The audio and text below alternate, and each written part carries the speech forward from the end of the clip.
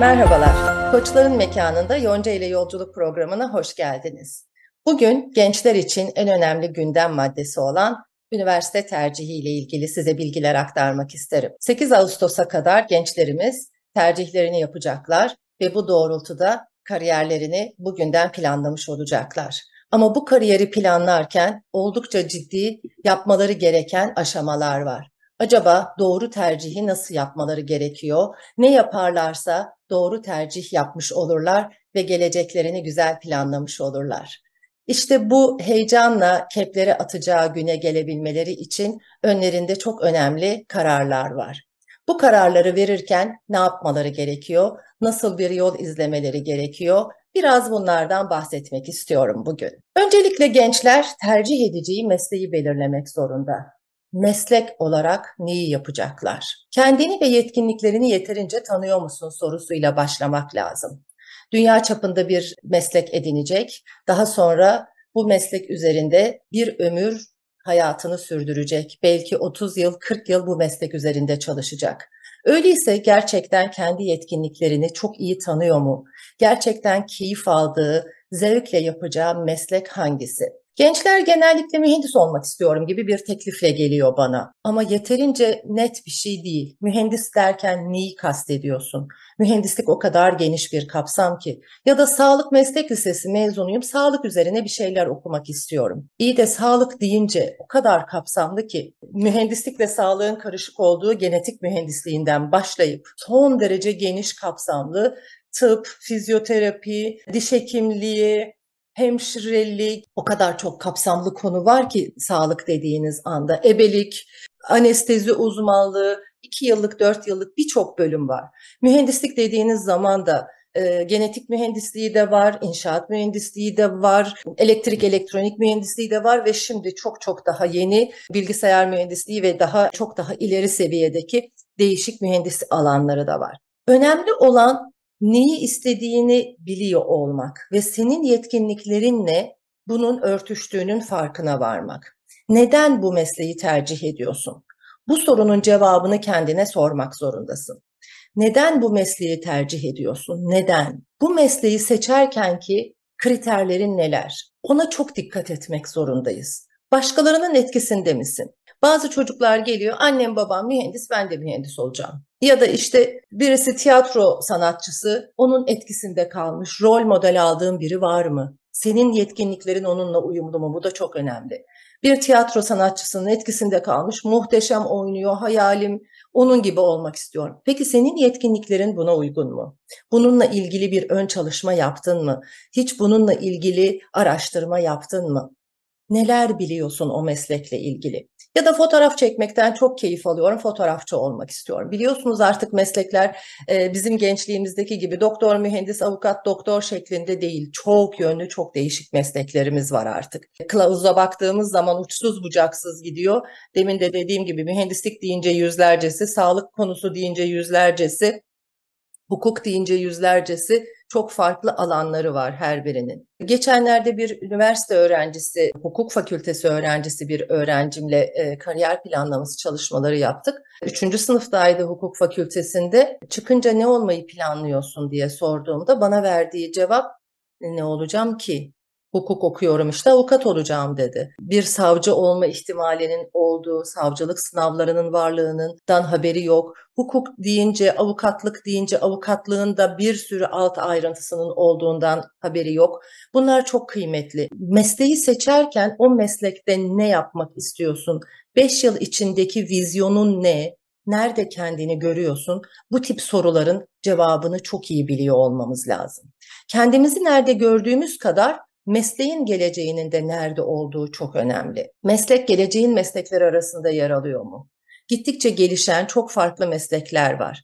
O mesleklerden birinde mi yer alacaksın ve bu sayede ileride çok rahatlıkla iş bulma olasılıkların olacak mı? Okulun da sana desteği var mı? Belirli staj imkanları sağlıyor mu? Belirli alternatifler sunuyor mu?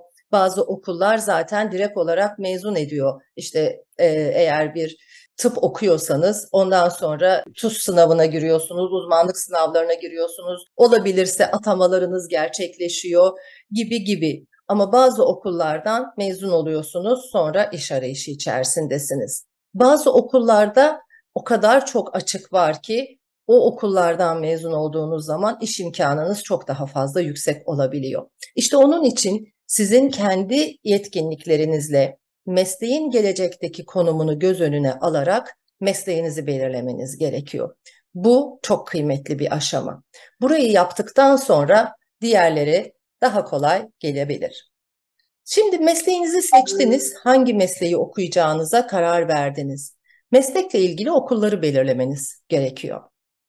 Okumak istediğin bölüm hangi okullarda var? O mesleği seçtin ama o mesleğin içerisinde de bölüm tercih ettin. Biraz önce dediğimiz gibi mühendisliklerin ya da diğer her tür mesleğin alt ayrıntıları da var. İşte eşit ağırlık okudum, işletme okumayı düşünüyorum ama işletme derken de işletme mühendisliği mi, pazarlama mı, işte iktisat mı, makroekonomi mi, mikroekonomi mi okumak istiyorsun, ne yapmak istiyorsun, maliye mi yapmak istiyorsun?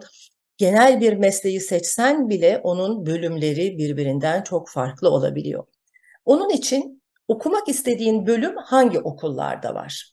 Ve puanına uygun olarak da hangi okulları tercih etmelisin? Okulun başarı sıralaması ne? Okulun başarı sıralaması listelerde bir yıl öncekine göre belirlenmiş oluyor. Senin puanınla o okulun başarı sıralaması birbirleriyle eşleşiyor mu? Ekranda Boğaziçi Üniversitesi'nin bir fotoğrafını görüyorsunuz. Herkes tabii ki en iyi yere girmek istiyor ama senin puanın yeterli mi? Bu arada bazı okullar yeni açılmış olabiliyor ya da okulların kapasitelerini artırmış olabiliyorlar. Kontenjan artışı olabiliyor.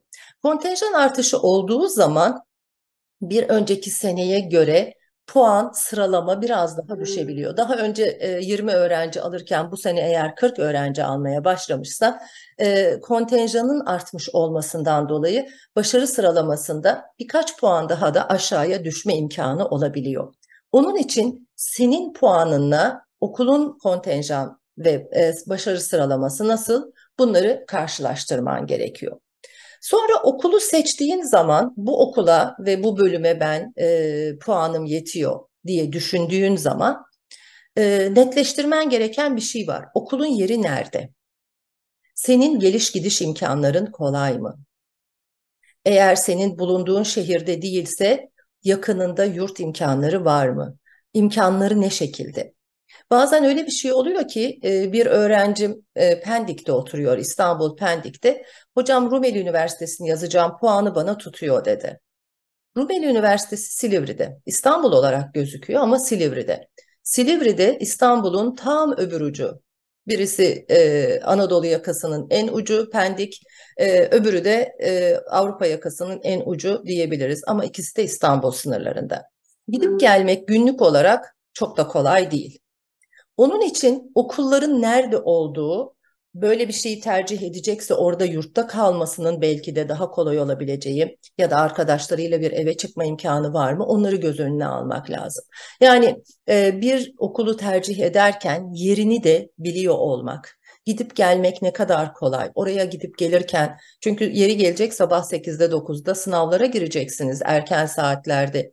Gerçekten o sınavlara yetişebilecek misiniz? Bunları da göz önüne almanızda fayda var.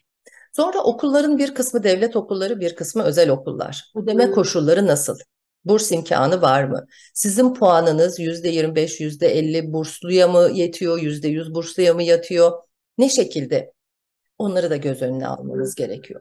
Bölümün özel şartları var mı? Ve sen o şartlara uygun özelliklere sahip misin? Bu da çok kıymetli. Bazı bölümler özellikle belirli bir altyapıya sahip olmayı istiyor. İşte havacılık okumak istiyorsanız mesela daha öncesinde onunla ilgili bir altyapınız olması gerekiyor. Ya da belirli boyda kiloda olmanız gerekiyor bazı yerler için. Bazı yerler için belirli bir yabancı dil bilginiz gerekiyor. İşte bazı okul Arapça mesela, onun içinde Arapça bilgisi gerekiyor. Belirli bir altyapının olması gerekiyor. Bu şartlara da sahip misin? Boyun, kilon, işte bilgi birikimin, altyapın, bunlar doğru mu? Seninle özdeşleşiyor mu? Sadece okulu beğendim diye yazman doğru olmayabilir. Muhakkak tercih kılavuzundaki yandaki koşulları da dikkate alarak altta koşullarla ilgili açıklamalar var. Onları okuyarak tercihlerinizi yanlış yapmamak üzere değerlendirmeniz gerekiyor. Yine okulun yan dal imkanları var mı? Bazı okullarda aynı anda 2 bölümden birden mezun olma şansınız var. Yan dal yapabiliyorsunuz. Bu da çok büyük bir avantaj halinde olabiliyor. Yine mezunlarla konuşmak, o okulu bitirmiş olanların okulla ilgili ve mezun olduktan sonra hayatta yapabildikleriyle ilgili birçok bilgi edinmenize fırsat tanıyacaktır. Onun için mezunlarla konuşmak da size çok büyük fayda sağlayacaktır. Okulları belirledikten sonra tercih sıralamasına geçeceğiz. Tercih yaparken tabii ki 2 yıllık ön lisans mı, yani TYT puanınızla mı, yoksa 4 yıllık lisans programıyla mı seçiminizi yapıyorsunuz? Çok kıymetli. Orada puanınıza bakarken bunların hangisine bakacağınıza göre hareket ediyor olmanız lazım. Bir meslek lisesi mezunuysanız ek puanlı yerleştirme diye bir puanınızın olması gerekiyor. Onu dikkate alarak kendi branşınızda bir bölüm yazabiliyorsunuz. O zaman mesela sağlık meslek lisesinden mezunsunuz ve yine sağlıkla ilgili bir şey okumak istiyorsunuz. Hemşirelik okumak istiyorsunuz.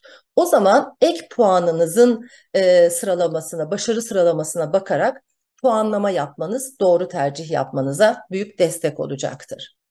Yine ön lisans tercihi yapıyorsanız, daha sonra DGS ile hangi bölümlere devam etme imkanınız var onu da araştırın lütfen. Genellikle puanım yetmiyor, onun için TYT puanımla ön lisans tercihi yapacağım diyen öğrencilerimiz de var. Özellikle deprem bölgesindeki gençlerimizle çok çalıştım ben bu dönemde. Onlar anca benim puanım 2 yıllık bir yere denk geliyor hocam diyorlar. Tamam, ön lisans tercihi yap, 2 yıllık bir yere gir. Bugünkü şartlarında bunu elde edebiliyorsun ve bu da senin için yeterli. Ama 2 yıl sonra ön lisansı bitirdiğinde 4 yıllık bir üniversiteye tamamlama imkanın olabilirse onu da göz ardı etme ki devam edebileceğin bölümlerle eşleşerek git. Belki ön lisans tercihinden sonra meslek hayatına atılabilirsin. Belki de 4 yıllık bir lisansı tamamlama isteği olabilir. O zaman yine ÖSYM'nin kendi web sitesinde dikey geçiş sınavı ile ilgili bir sayfası var ve dikey geçiş sınavı tablo 2'de ön lisanstakilerin daha sonra dikey geçişe geçmek istediklerinde hangi bölümlerle eşleşeceğiyle ilgili de bir eşleşme tablosu var. Lütfen ona da bir bakın. Onu da göz ardı etmeyin. İleride gerçekten isteyeceğiniz 4 yıllık güzel bir üniversiteye tamamlama şansınız olabilir. Bunları da göz ardı etmeden artık puanların, okulun ve yapmak istediğin, gitmek istediğin bölümleri belirledin. Alt alta bunları yaz. 24 tane tercih yapma hakkın var ama hepsini yapmak zorunda değilsin. Sıralama yaparken en çok istediğin bölümü en üste yaz. Çünkü aşağılarda kalırsa senin 5. 6. 15. tercihin olduğu için birinci tercihi olan öncelikle oraya girmiş olabilir. En çok istediğin bölümü en üste yaz ve kazanabileceğine de kendini inandır. Geçen yılki başarı sıralamalarını dikkate alarak yaz. %10 üzerinde ya da %20 altındaki bölümleri yazabilirsin. Yani 10 bin sıralamada 10 binlerdeydin. 11 bin 12 bine kadar olan öğrencilerin girdiği bölümleri yazabilirsin. Ama aynı şekilde biraz daha aşağıda olanları da yazabilirsin. 15 bin, 14 bin, 15 bine kadar da altındaki bölümleri de yazabilirsin. Yani %10 üstüne %20 altındaki bölümlere giderek bu sene, çünkü geçen seneye göre puanlar değişebilir. Dediğim gibi kontenjanlar artmış olabilir, öğrencilerin farklılaşmış olabilir. Bunların hepsini göz ardı etme. Evet. Peki tercih yapmak zorunda mıyız? Tercih yapmak zorunda değilsiniz. Mezuna kalabilirsiniz. Böyle bir tabir var şimdi gençlerin arasında, mezuna kalmak. Yani mezun olup o sene tercih yapmayıp bir sonraki sene üniversite için tekrardan hazırlanmak. mezuna kalabilirsiniz. Eğer bu seneki puanınız sizin girmek istediğiniz bölümle eşleşmiyorsa ya da gitmek istediğiniz okulla eşleşmiyorsa hiçbir tercihi yapmak zorunda değilsiniz. Ama seneye daha çok çalışacağınızdan da emin misiniz?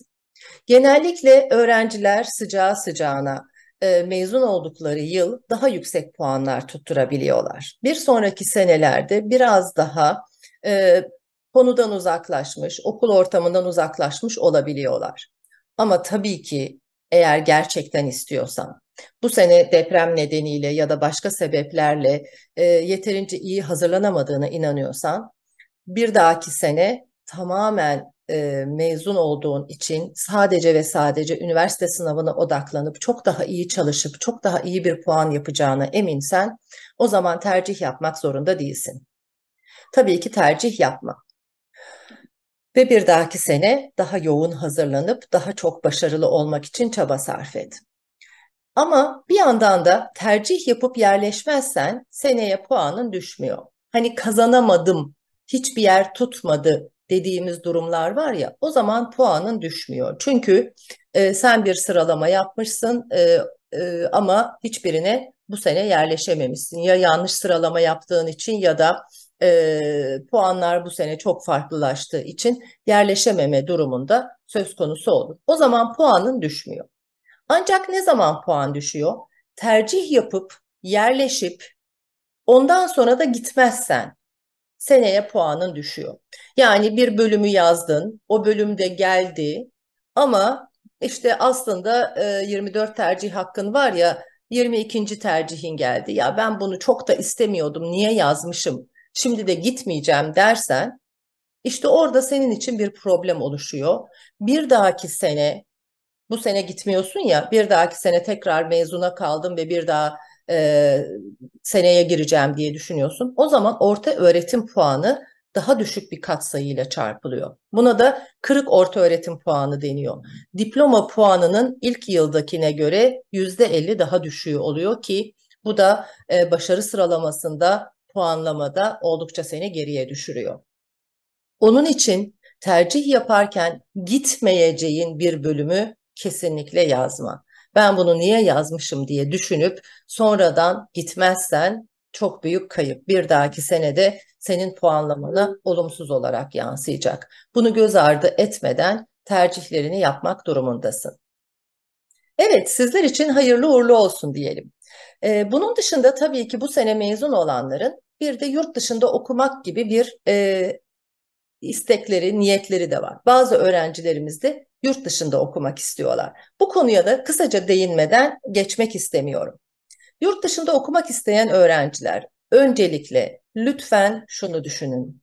Ailenden uzakta yaşamak sana nasıl geliyor? Buna hazır mısın? Yurt dışında okumak fikri genellikle gençler için özgürüm, rahatım, aman ne güzel işte artık annem babam başımda olmayacak, istediğim gibi bir hayat süreceğim, istediğim gibi üniversite olacağım. Hatta bir de 18'i de geçtiniz ya, artık 18 yaşında da geçtiğime göre özgürüm, istediğimi yaparım. Ama bu kadar da kolay değil. Hele ki yurt dışında olduğunuz zaman bu kadar özgürlük size geldiğinde o bazen sizin sınırlarınızı zorluyor olabilir. Bir yandan da her şeyi ve her türlü sorumluluğu siz üstlenmek zorundasınız. Paranıza sahip çıkacaksınız, evinizin düzeninden sorumlu olacaksınız, derslerinize çalışacaksınız, gidip gelirken yollarda yol yordam öğrenmek zorundasınız. Yabancı bir ülkede olmanın getirdiği bir sürü zorluğu, o ülkenin şartlarına ve imkanlarına uyum sağlamak zorundasınız. Birçok şeye uyum sağlayacaksınız. Bunların hepsini tek başına üstesinden gelebilecek misiniz? Eminim çoğunuz bunun üstesinden gelecek. Gözünüzü korkutmak istemiyorum. Tabii ki bunu yapmaya niyetli olan gençlerimiz, eminim onu çok doğru şekilde yapacaklardır. Ama buna hazır mısın? Benim iki tane çocuğum var. Birisi lise 3'teyken Kanada'ya gidip yerleşti. Lise 3'ü 4'ü orada okudu, üniversiteyi orada okudu. Oğlum orada okudu ve çalıştı. Kızımsa ben üniversiteyi Türkiye'de okumak istiyorum dedi. Henüz yurt dışında gitmeye, yurt dışında okumaya hazır değilim dedi. Olabilirse eğer master aşamasında, üniversite bittikten sonra giderim dedi. Benim İkizlerim olmasına rağmen biri bir şekilde, biri bir şekilde değerlendirdi. Onun için burada ailemden uzakta yaşamak bana nasıl geliyor sorusunu çok ciddi düşünüp değerlendirmeniz lazım. Ve gerçekten hazır olduğunuzda bunu yapmaya niyetlenin. Yoksa yurt dışına gidip bir sene içerisinde, 3 ay içerisinde, 5 ay içerisinde geriye dönen çok gencimiz oluyor. Yine yurt dışında okurken de doğru meslek ve doğru ülkeyi belirlemek çok kıymetli. Neden doğru ülke? Sizin gittiğiniz ülke sizin kültürünüzle uyum sağlıyor mu? Ve aynı zamanda bu meslekle de ilgili mi? Mesela Almanya'ya giden birçok gencimiz mühendislikler okumak istiyor. Evet, mühendislik için Almanya çok uygun bir ülke. Ya da eğer daha sanatsal bir şeyler okumak istiyorsanız resim gibi işte moda gibi daha böyle yaratıcılığınız olan şeyler okumak istiyorsanız İtalya burada daha çok tercih edilebiliyor. E, Ya da moda Fransa tercih edilebiliyor. Meslekle ülkeyi de birbirleriyle örtüştürmek ve onun kültürüne de sizin yakın olup olmadığınızı belirlemeniz çok önemli. Yine ülkenin yaşam şartları ve ekonomik durumunu da değerlendirmek lazım. Malum artık döviz çok pahalı ve sizin oradaki yaşam şartlarının üstesinden gelip gelemeyeceğinizi de ekonomik durumunuzu da çok ciddi göz önüne almanız lazım. Bir yurt dışında okumaya niyetlendiğiniz zaman en az 3-4 yıl orada olacağınızı ve okul bitinceye kadar ki bazen maalesef uzayabiliyor, her dersten anında geçmek de mümkün olmuyor. Üstüne belki bir yıl daha ilave ederek düşünmek gerekir. Orada o ekonomik şartları üstesinden gelebilecek misiniz? Maddi manevi olarak buna hazır mısınız? Siz ve aileniz. Yine hangi şehirde okuyacaksın? Bu şehir sana uygun mu? Şehirler de çok önemli. Almanya'yı tercih ediyorsunuz ama Almanya'da da her şehrin kendine ait bir kimliği var. Aynı Türkiye'de İstanbul'da okumak, Eskişehir'de okumak, Ankara'da okumak ya da diğer şehirlerde okumanın ne kadar birbirinden farklı olduğunu bilirsiniz. Eskişehir mesela bir üniversite şehri olarak değerlendirilir ve bütün sosyal aktiviteler Eskişehir'de de çok yoğun bir şekilde yaşanıyor ve çok yakın, çok ulaşılabilir. Aynı bakış açısıyla kampüs mü, üniversite şehri mi, yoksa bir metropolde mi okumak istiyorsun? Nasıl bir yerde yaşıyorsun? İstanbul'da yaşamış bir gençsen yine bir metropolde yaşamayı tercih edebilirsin. Ama belki de artık bu çok yoğunluktan, çok kalabalıktan sıkılmış, daha böyle üniversite şehri, daha sıcak, daha samimi bir ortamı istiyor olabilirsin. Ya da tamamen kampüs hayatı içinde yaşayayım, her tür alternatifi kampüsümde yaşayayım ve dışarıyla çok fazla muhatap olmayayım da diyebilirsin. Herkesin kendi kimlik ve kişiliğine uygun olarak bunu da değerlendirmesi çok kıymetli. Okulun ücreti ne kadar? Kalacak yerleri var mı? Yurtları var mı? İmkanları nasıl? Okul ücreti de yine ülkenin ekonomisi kadar okulun ücretlerinin, okulun şartları da çok önemli. Okulun şartlarını yerine getirebiliyor musun? Okulu kabul alabilmek için her okulun kendine has belirli kuralları ve belirli şartları var. Onları yerine getirebiliyor musun? Kabul için başvurmaya artık bu yurt dışında okumak için bugün tabii ki bu sene yurt dışında okumak için geçerli değil ama bir küçük hatırlatma yapmak istedim. E, Ve en geç Ocağa kadar başvuruları yapmış olmanız gerekiyor. Bir sonraki dönem için Nisan gibi o öğrenciler netleşiyorlar ve ondan sonra da öğrencilerin vize başvuruları şu bu gerekiyor. Onun için okulun şartlarını yerine getirebiliyor musun? Yurt dışında okumaya niyetliysen bunları da bir yıl öncesinden planlıyor olmalısın. Ola ki bu sene üniversiteyi tutturamadıysan bir dahaki sene yine Türkiye'de mi okuyacaksın, yurt dışında mı okuyacaksın? Bunu düşünüyorsan bu bilgiler sana fayda yaratacaktır. Yine TOEFL, SAT gibi sınavlarda da başarılı olman gerekiyor. TOEFL, IELTS gibi sınavlar İngilizce seviyeni belirleyen sınavlar. SAT sınavı ise eğer mühendislik tarzı bir şeyler okuyacaksan senin matematik fen bilginle ilgili İngilizce olarak hazırlanmış sınavlar. Tabii ki bu sınavlardan da geçmiş olmanız gerekiyor. Yine okulların burs imkanları var mı? Burs varsa tabii ki sizler için çok daha kolaylıklar olacaktır. Eğer lisedeyken belirli bir not ortalaman, belirli bir e, farklı yaptığın aktivitelerin varsa bazen bu spor bursu olabiliyor, bazen başarı bursu olabiliyor, bazen ekstra yapmış olduğunuz bir projeden dolayı, yarattığınız bir projeden dolayı bir burs imkanı olabiliyor. Bu burs imkanları var mı? Bunları da araştırmanızda fayda var. Ve tabii ki ekonomik olarak rahatlatmak ve aynı zamanda sizi iş hayatına hazırlamak için yurt dışında okurken çalışma imkanı var mı? Bunları da araştırıp size çalışma imkanı tanıyor mu? Hem okul vizesi, öğrenci vizesi hem çalışma vizesi verebilen ülkeler ve okullar var mı? Bunları da araştırmanız gerekiyor. Tüm bunları değerlendirdikten sonra geleceğinizi planlamanızı tavsiye ediyorum. Lütfen yanlış tercih yapmayın.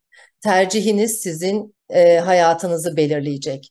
Bundan sonra yaptığınız her çalışma doğru ya da yanlış sizin geleceğinizi etkilemiş olacak. Onun için ne olur dikkatli olun.